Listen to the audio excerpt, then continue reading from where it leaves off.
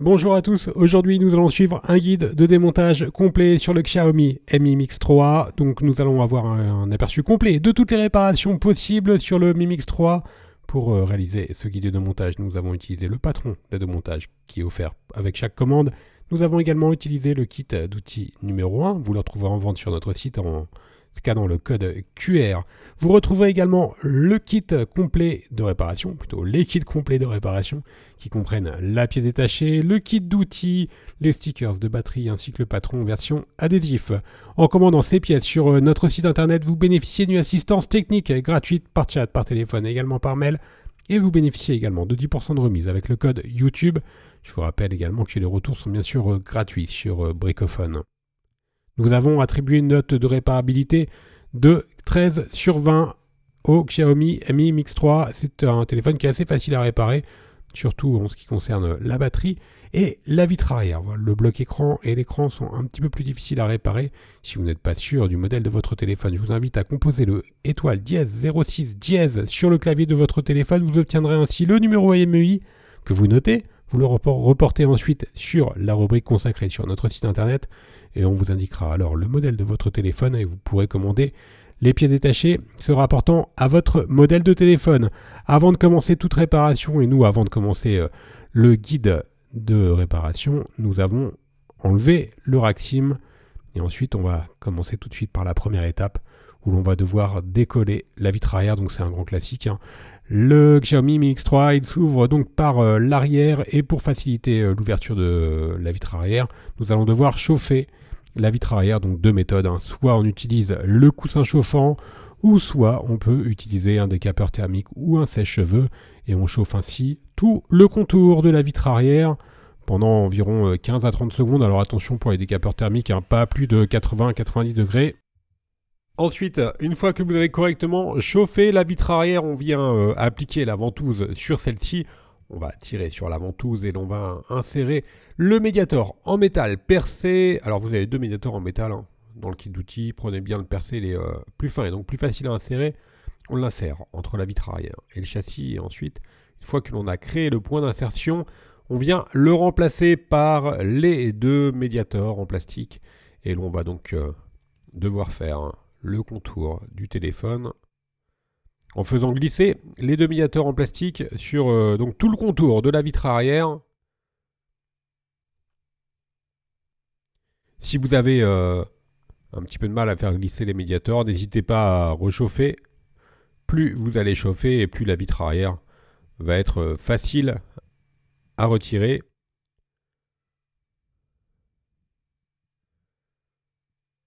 Donc il n'y a pas de difficulté particulière, vous ferez juste attention lors de l'ouverture, on y reviendra un petit peu après, vous avez la nappe du lecteur d'empreintes digitales qui relie la vitre arrière à la carte mère, donc il faudra faire attention lors de l'ouverture à ne pas extraire trop rapidement la vitre arrière au risque de déchirer la nappe du lecteur d'empreintes digitales.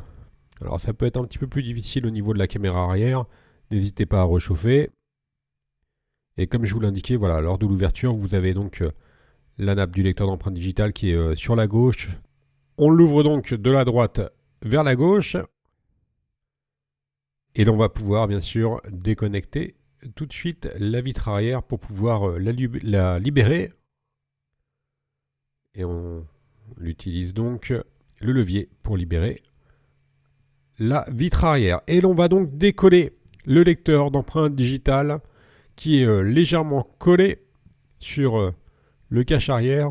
Donc on réutilise un décapeur thermique par exemple ou un sèche-cheveux pour faciliter le décollage du lecteur d'empreintes digitales. Et pour finaliser le décollage, on vient faire glisser le médiator en métal. Alors ça c'est une réparation qui est relativement rare, le changement d'empreinte, le changement du lecteur d'empreinte digitale. Il est réalisé par exemple si vous achetez une coque qui n'est pas pourvue du lecteur d'empreinte. Dans la troisième étape, nous allons devoir déconnecter la batterie. Le connecteur de la batterie il est situé sous une plaquette et donc sous le cache arrière. Et donc pour pouvoir retirer ce cache, nous allons devoir retirer les 10 vis cruciformes qui maintiennent donc le cache au châssis du téléphone. Alors vous avez vu, vous avez juste une vis avec un témoin d'ouverture. Ensuite, on vient déclipser et on retire le cache arrière. Et on a un accès direct à la carte mère et aux différents connecteurs, dont le connecteur de la batterie. On vient déconnecter maintenant la batterie pour travailler en toute sécurité sur le téléphone. Dans la quatrième étape, nous allons pouvoir retirer le bloc haut-parleur externe qui est situé sous la batterie. Ce bloc haut-parleur externe, il est maintenu par 7 vis cruciformes. Donc le bloc haut-parleur externe, bien sûr pour écouter la musique, par exemple. Il est situé donc sur la gauche, en bas à gauche. Et l'on vient le retirer à l'aide du levier en nylon. Alors il n'est pas stéréo, le Mi Mix 3, vous n'avez qu'un seul haut-parleur. Dans la cinquième étape, on va pouvoir décoller la batterie. La batterie, elle est maintenue par 2 languettes adhésives. Elle est relativement facile à retirer. Donc c'est une procédure assez classique. Maintenant, sur les téléphones, on décolle la partie apparente de l'adhésif et ensuite on vient enrouler la languette autour de la pincette. Donc c'est une réparation qui est assez facile, le remplacement de la batterie sur les Xiaomi en général et également donc sur le Mi Mix 3. Les languettes elles sont assez solides et pour ne pas les casser, il faut vraiment tirer le plus à l'horizontale possible. Donc il n'y a pas de collage, juste des adhésifs. Et ensuite, une fois qu'on a retiré les 2 languettes, on enlève très facilement la batterie. On poursuit dans la 6e étape par le connecteur de charge et la carte réseau. Donc le connecteur de charge est situé sur la partie basse du téléphone. On vient déconnecter la nappe d'interconnexion. On va faire de même pour le câble coaxial blanc qui relie la carte mère au connecteur de charge. Et ensuite, on va pouvoir dévisser la vis qui maintient notre connecteur de charge qui comprend également un micro.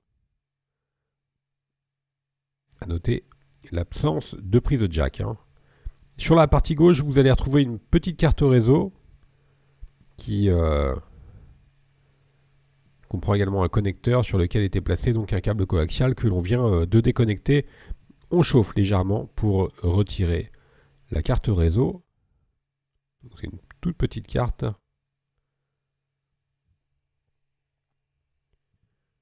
On repasse maintenant sur la partie haute et on va s'intéresser à la carte mère et aux caméras. On retire complètement le câble coaxial blanc. On vient le déposer. On va faire la même opération pour le câble coaxial noir.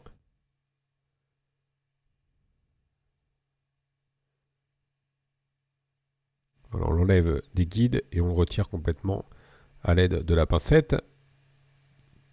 Maintenant, nous allons pouvoir décoller l'adhésif cuivré qui recouvre le connecteur de la nappe d'interconnexion. Et ensuite, on vient bien sûr déconnecter cette nappe d'interconnexion qui relie donc le connecteur de charge que l'on vient d'enlever à la carte mère. Voilà, ensuite, on peut le décoller complètement du châssis.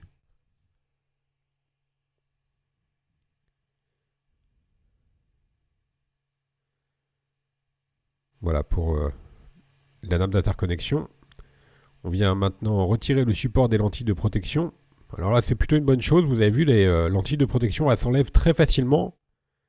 Et c'est un élément qui casse très fréquemment sur les téléphones, les lentilles de protection des caméras arrière. On poursuit le démontage en enlevant l'adhésif cuivré qui maintient la rallonge de la nappe de l'écran AMOLED. Et donc on déconnecte cette rallonge. Donc c'est la rallonge de l'écran, de l'afficheur.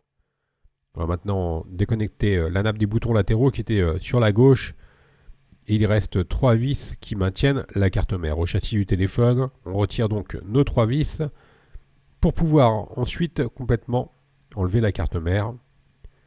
Et la carte mère, elle vient bien sûr avec les différentes caméras qui restent connectées dessus. Voilà, on fait juste attention à la rallonge de la nappe de l'écran.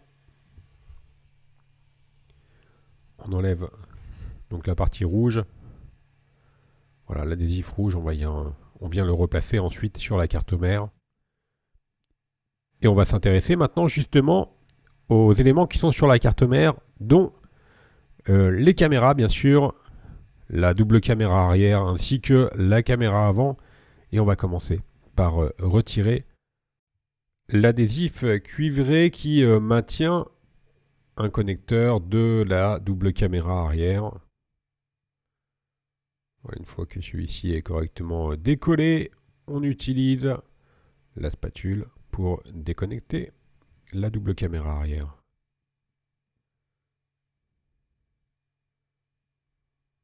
Et ensuite, on retire complètement le module double caméra arrière du Mi Mix 3. À noter, elles ne font qu'un bloc, hein, donc elles sont...